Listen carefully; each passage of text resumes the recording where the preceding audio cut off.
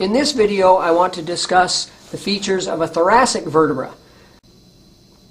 What makes thoracic vertebra different than other vertebra is the fact that thoracic vertebra need to have articulations or joints with the ribs of the rib cage. So if I look at this thoracic vertebra, I can see it has the features of a typical vertebra. It has the body of a vertebra. Coming back from the body on either side, it has a bony projection known as the pedicle. Then it has transverse processes. Coming inward from the transverse processes, we have a lamina on either side, and those lead to the spinous process. So the body, the pedicles, transverse processes, lamina, and a spinous process. And in the middle we have the vertebral foramen.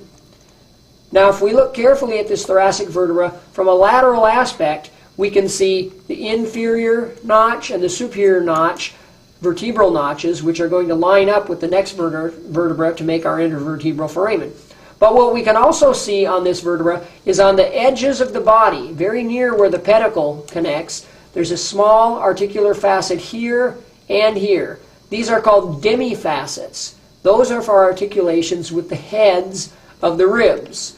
If I follow the transverse process out, there is another articular facet on the end of that transverse process.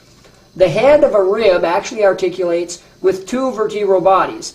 In this case, the vertebra above this one and this vertebra. Then the neck of the rib runs along the transverse process, and the tubercle of the rib will articulate with the transverse process of the lower of these two vertebrae.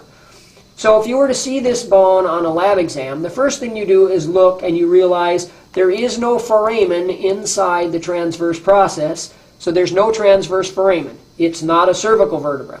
Then look at it and see, does it have articulating spots for the ribs? If it does, it should be a thoracic vertebra.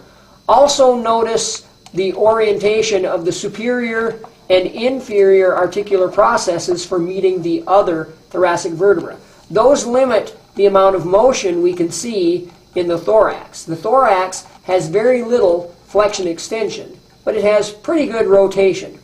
Now, if you're at an absolute loss and you really don't know, if you look at it from a posterior view, it should look quite a bit like the head of a giraffe. The long nose, the eyes and the ears, and the horns. So, obviously look for the anatomical features first, but if you're at a complete loss, if it looks a little bit like a giraffe, it's probably a thoracic vertebra.